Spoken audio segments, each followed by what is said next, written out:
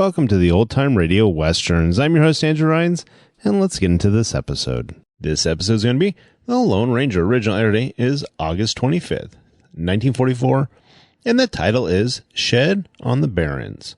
Hope you enjoy, and let's get into it.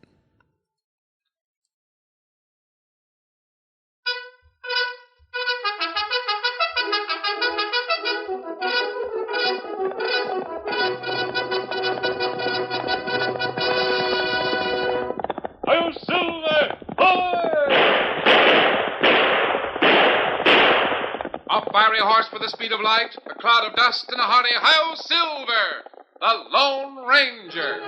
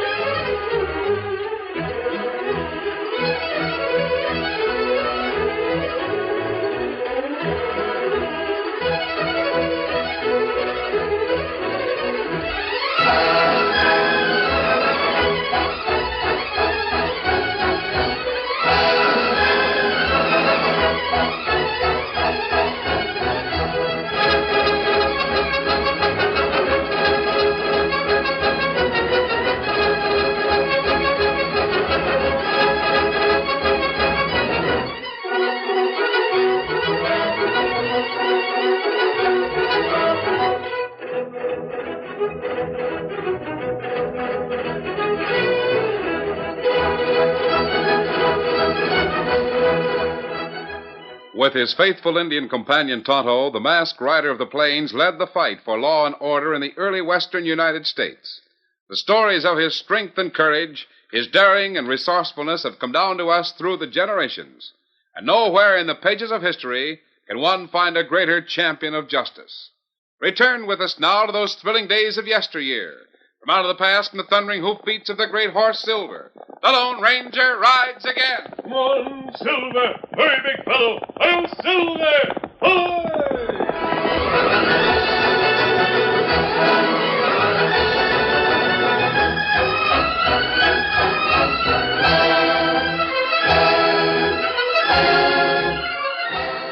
Tonto was to meet the Lone Ranger and Dan in camp.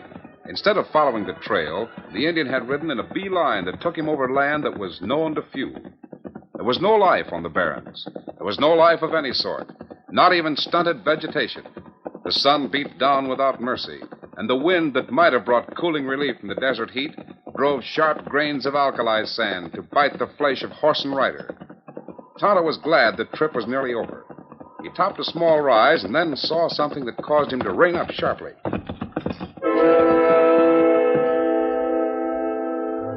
In the valley ahead, set amid grim rocks and hot sand, there was a low building. Who had hauled materials to build that desolate, unwatered place, and why? The two men who watched Tonto through a dirty window knew the answer. Kent, that redskin has stopped to study this place. Shading his eyes so he can see better. And this place ain't all he can see. From where he is, he can see the wagon and horses. I know. Now, what's he doing here anyway? Boss put the shed here because he figured there wasn't one chance in a million that anyone would come by this way. The redskins come by this way. Yeah. Maybe when we tell Constable about this, he'll keep a guard here. Well, he'd be smart to do that. Stakes are too big to run risks. You're right, Jug. The stakes are too big. You think the redskin will say anything about the shed being here? Nope. He won't say anything, Jug. Hand me my rifle. Oh, you're going to make sure, eh? Like you said, Jug, the stakes are too big to run any risks. Yeah. Here's your rifle. Open the window. Yeah. You can rest the rifle on the ledge. I know. Now make sure your first shot. Maybe you won't have a chance for a second. I'll get him. Hey, Kent, I think he spotted us. he has, he'll see the rifle. Those redskins have got sharp eyes. Uh-huh. He has seen us. He's turned his horse. You got him, Kent. You got him. He started riding away. Yeah, but you got him. I saw him just before the horse took him beyond the hill. I got him, but I ain't sure I killed him.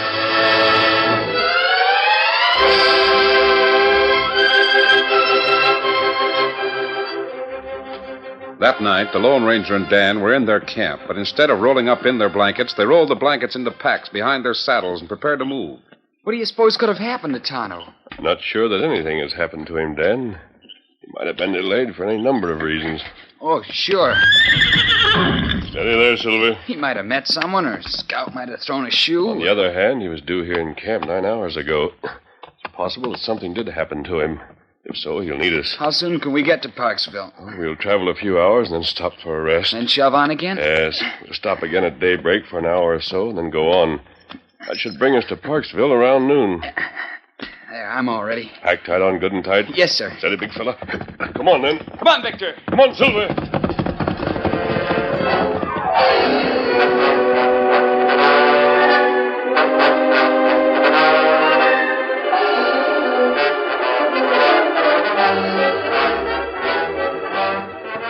The next morning found Jug and Kent riding into Parksville and approaching the big warehouse of the Parksville Trading Company.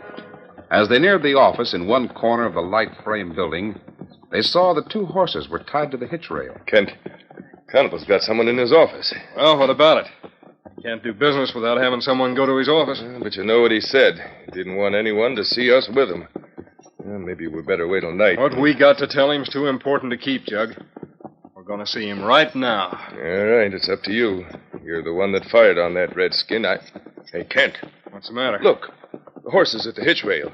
Well, what about him? Well, the one on the far side, the paint horse. Jug, that's the one. The one that the redskin rode. What's it doing here in town? What's it doing here in front of Constable's office? That's what I want to know. Jug, are you sure it's the same horse? I'll lay odds on it. Ho there, ho. Well, doggone soon know the answer. Come on. I'm right with you.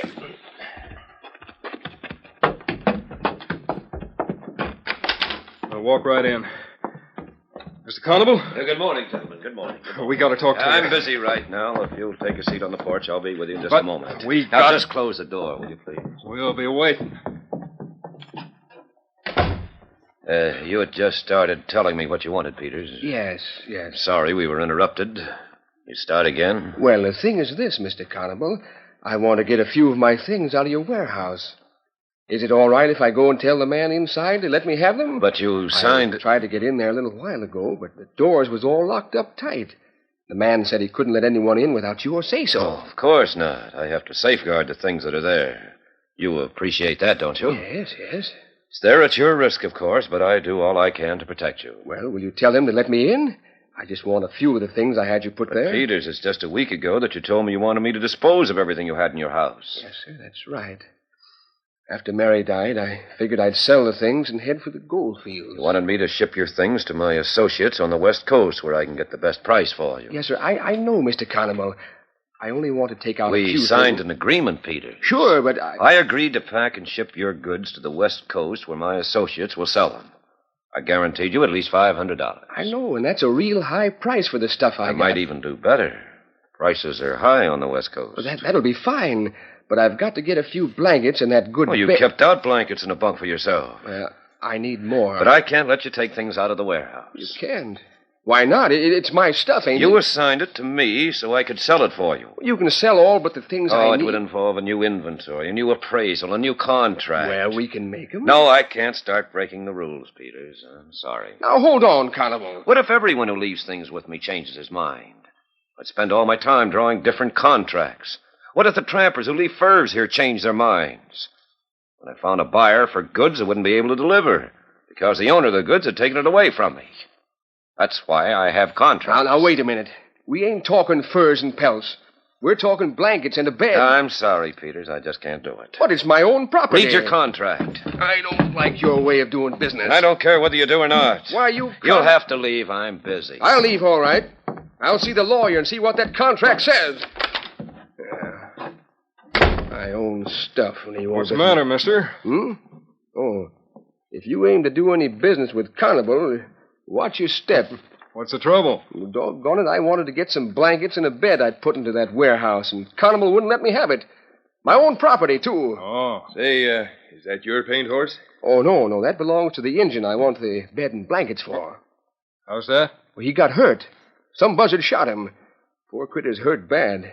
Lucky thing his paint horse followed his back trail to my house. Oh, hurt bad, huh? Does he, know who shot him? Oh, he ain't been conscious. Oh. He was unconscious when I found him outside my door this morning. I've got to take his horse over to the livery stable where it'll get care till it's needed again. If you deal with Carnival, watch out. Yeah, thanks, mister. Come on, Jug. We'd better see the boss. Yeah. Well, I told you two not to come here. Listen, boss, this is special. Yesterday, when we was at the shed with that load of stuff, an Indian spotted us. Did he see the shed? We sure did. Kent fired at him, but didn't kill him. Wait till you hear the rest. His horse brought him here to Parksville. He's at the house of that old critter that just left the office. He is. He ain't been able to talk yet. Peter's house, huh? So that's it. What do you want here? Peter's turned his household goods over to me to sell for him. Oh. He kept out a bunk for himself, and that's about all. He wanted a bed and blankets. For the redskin? Yeah. I couldn't give it to him because you boys have already moved his things to the shed on the Barrens. Yeah, you sure got a pile of the things stored there now, boss. Yeah. We'll have to make our cleanup pretty soon. Some of the people who left things with us a couple of months ago are wondering why I don't make a sale. Can't stall much longer. What about Peters and the Indian? We've got to make sure the Indian doesn't talk. Yeah. And if he tells how he got shot, there'll be people going to the shed to look it over. He mustn't tell. Want us to handle things, Carnival? Yeah, but you can't take action in daylight, Kent. I know that. We'll fix things tonight. Between now and then, you'll have to keep an eye on Peters. We will. We'll follow him to his house, and then stick around to make sure he don't hear anything from the redskin. Or if he does, he don't get the chance to tell it.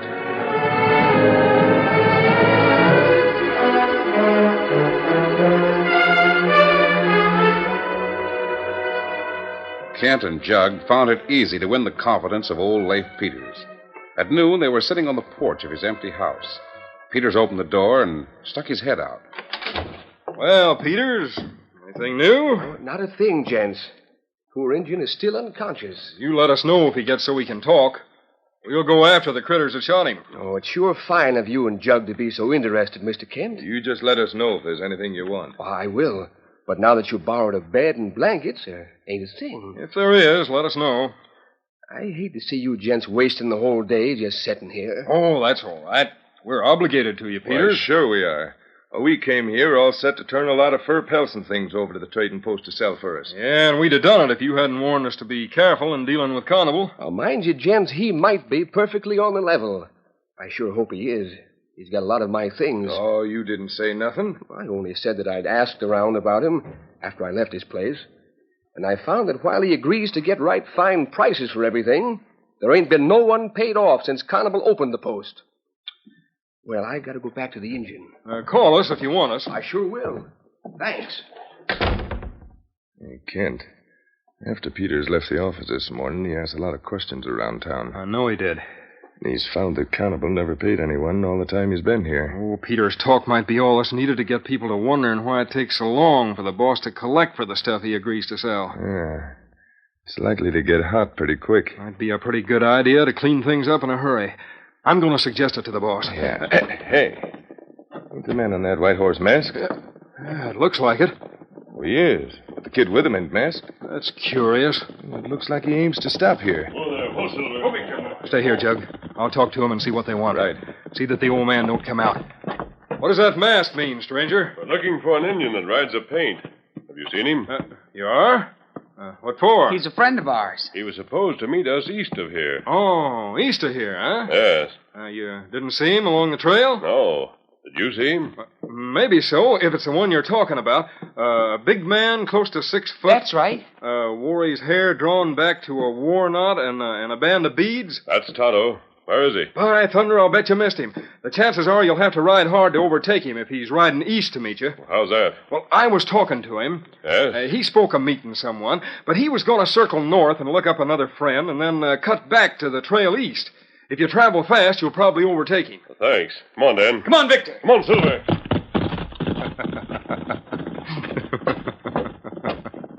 Well, Jug, I guess I got rid of those two in short order. Yeah. I wonder what they'd say if they know they come within 20 feet of that Indian. Jug, you stay here on the job. I'm going over to see Carnival. We got to decide what way we'll get rid of that Indian.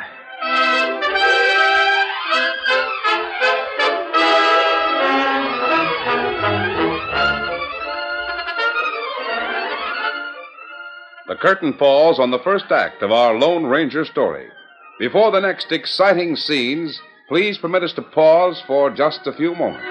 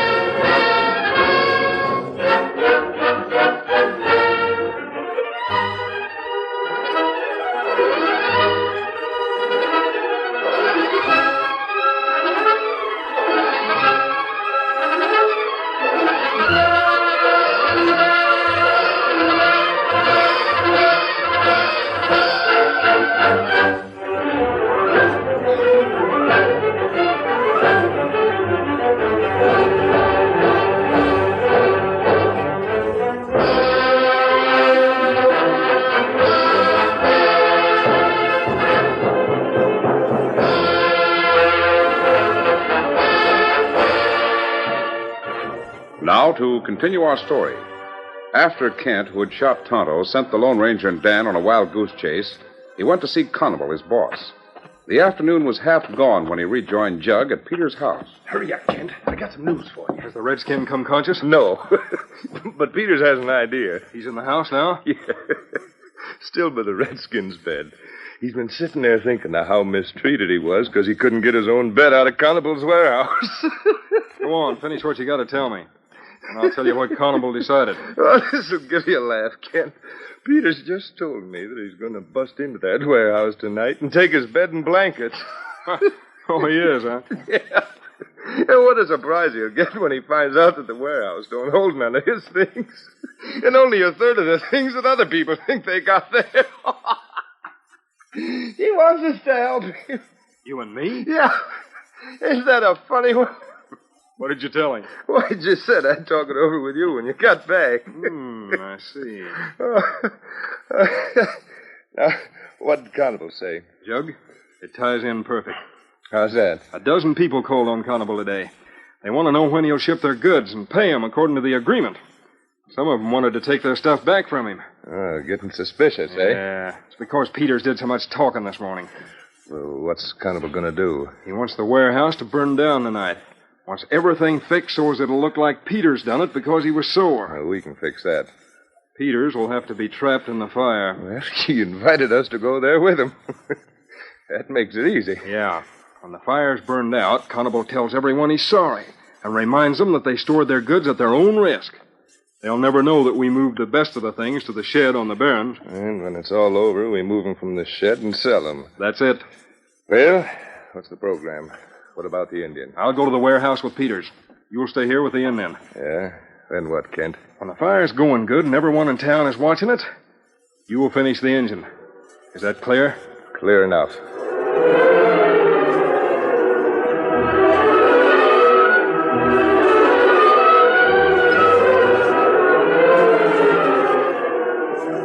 In the meantime, the Lone Ranger and Dan rode slowly along the trail, watching the ground for the familiar marks of Scout's hooves. Finally, the masked man decided to halt. Hurry up, Dan. Oh, boy. Oh. Oh, there, Silver. Easy. It doesn't seem that we could have missed seeing his hoof marks. We haven't missed them, Dan. They're the marks we made on the way to town this morning. Tonto had come this way, we'd see his trail. Then he didn't come. No. Golly, I wonder where he is. That man who sent us on this trail didn't tell the truth. But why would he lie about it? I don't know. I was so anxious to find Tonto that I didn't think much about it at the time. But he was in a hurry to get rid of us. Golly. Dan, we know that Tonto was in Parksville. We're going back there and try to find the trail he made. Come on, Silver. Get up, Victor.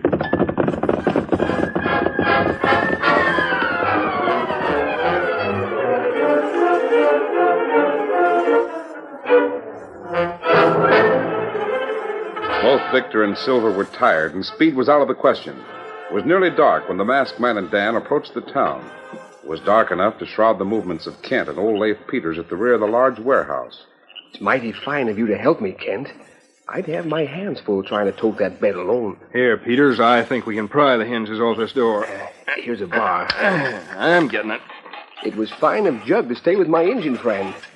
I sure am grateful to you two gents. Yeah, that's all right. Want me to have a try at them hinges? I'll get them all right, Peters.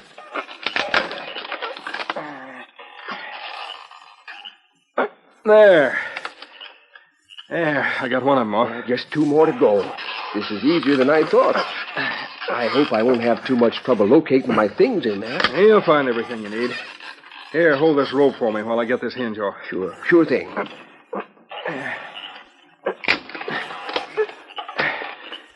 There's 2 of them. Carnival sure will be surprised when I tell him that I've got my bed and blankets. He'll be fit to be tied. There we are. Come on in and bring the lantern. I can turn it up now, can't I? Go ahead. Make all the light you want now, Peters. Say, there's something wrong about this place. Yeah? It's got nothing but a lot of old busted-up lumber. Where's all the things that should be stored here? That's something you'll never know. Give me that rope. Kent! And the lantern. A gun! Now, see here. Shut up, you old fool. Get your hands out in front of you. What's the idea? What are you holding a gun on me for? So you won't start anything. You're to be tied up, Peters. And then there's going to be a fight.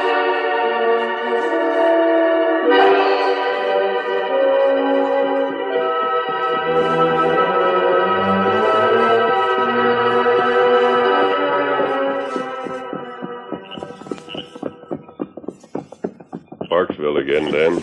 I guess we spend the night here, huh? Yes, can't find tracks in the dark. Go to that livery stable and get the horses a meal. They've earned it. They sure have. That sounded something like Scout. Silver answered. Hey there, Paint. Brandon, what's the matter with you? Paint! Come on, Dan. Oh, Silver, ho. Oh, Victor, hold on.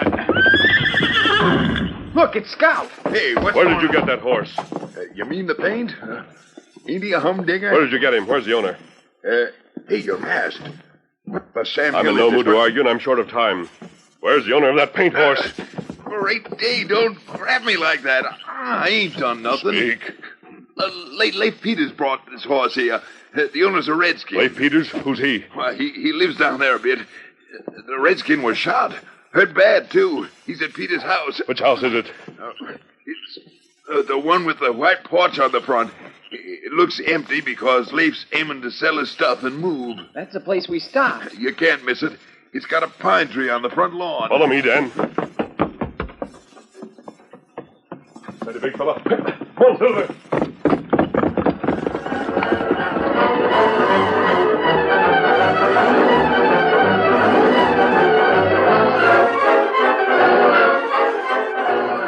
Leaving the livery stable, the Lone Ranger, followed by Dan, raced in the direction of Leif Peters' house, in which he now knew Tonto lay wounded. In the meantime, over in the warehouse, Kent finished tying up Peters. Then, taking a large container of coal oil that was nearby, he poured it over the piles of old, dry lumber which was stored there. Old Leif Peters watched Kent as he went about his nefarious work. Then, realizing that the man actually meant to set the place on fire and leave him to burn, Peters, now thoroughly alarmed, pleaded with Kent to spare his life. Please, Kent. I won't never squeal. Don't leave me here to burn. Shut up. I'll start the fire where I spread the coal oil. All this dry wood will burn like dry... I never done nothing to you. I don't know why you're doing this, but if you want to burn this place, go ahead. Only don't leave me here. That's good now. By the time the flames are seen, they'll be out of control. I bet I gag you so you won't get help. No, wait, no.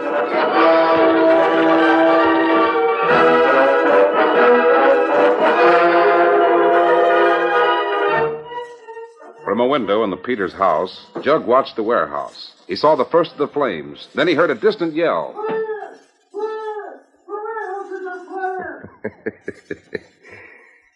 Just about a minute or so. Then I'll finish the engine and saunter over and watch the fire. Hey, what the... I want to talk to you. Yes. There's Tonto on the bus. Oh, so you know him. You're his friends. Well, I'll show you. Oh! You'll do what I say. My arm. I want to know who shot that Indian. Why I was sent away from here and why you tried to shoot me. Oh, wait, I don't know nothing. That's a lie. No. Who shot him? I don't know. You're going to talk. Oh, wait, I didn't do it. I tell you I didn't. Who shot him? It was Kent. Stay there. I'm going to see how badly he's hurt. He's going to be all right. Dan, how can you tell? He just whispered to me. Now you start talking.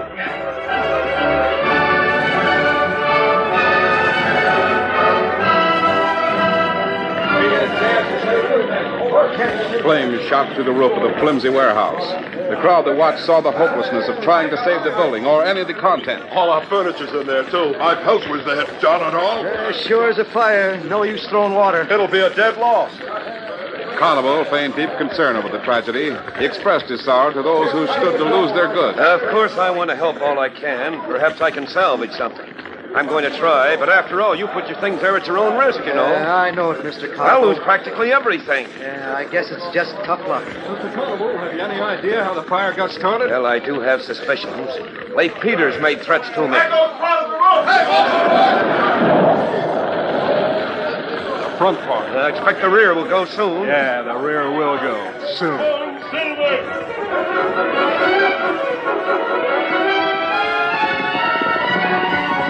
A masked man suddenly dashed into the light of the flames. Hey, who's he? Masked. He's going to the rear of the warehouse. Back of the flaming structure, the masked man reined up sharply. Oh, Silver, hold on, move. Steady there, Silver. He dashed through the unhinged door, grateful for the fact that the breeze and draft blew the flames and smoke toward the front of the warehouse. He saw Peters gagged and tied and only half conscious on the floor. Picking him up bodily, the Lone Ranger rushed out to safety. A moment later, the rest of the roof collapsed.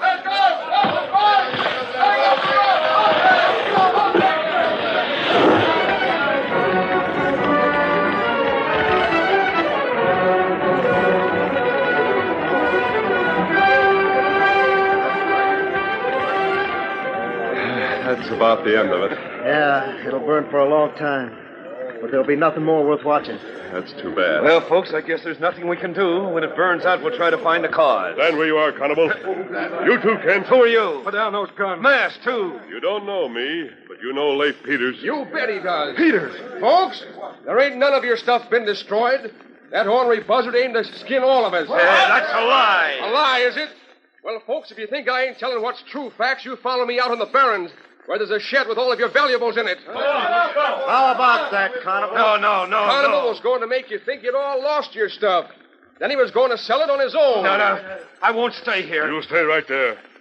You too, Kent. There's a crook tied up out of my place. You can ask him. He's already squealed, and he'll squeal some more. He told that masked man everything. No, wait. Let me explain. There's nothing to explain. If we see that shed with our stuff in it, Constable, that's all we need. Hey, now, wait a minute. Get that masked man. He's the one we all owe everything to. Go on, get him so we can show we appreciate what he's done.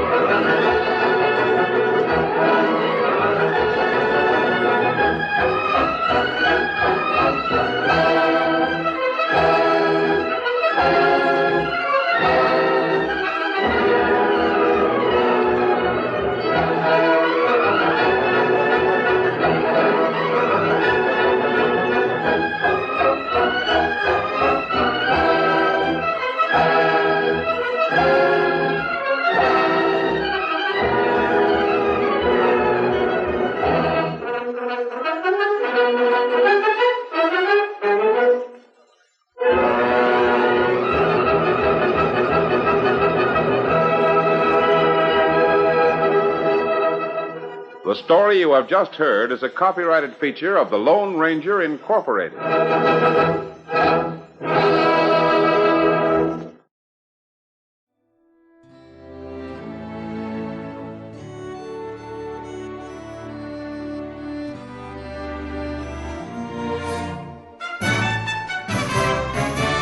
This has been a presentation of OTRWesterns.com, and we hope you enjoyed. Please take some time to like and rate our shows in your favorite podcast application. Follow us on Facebook by going to OTRWesterns.com/Facebook.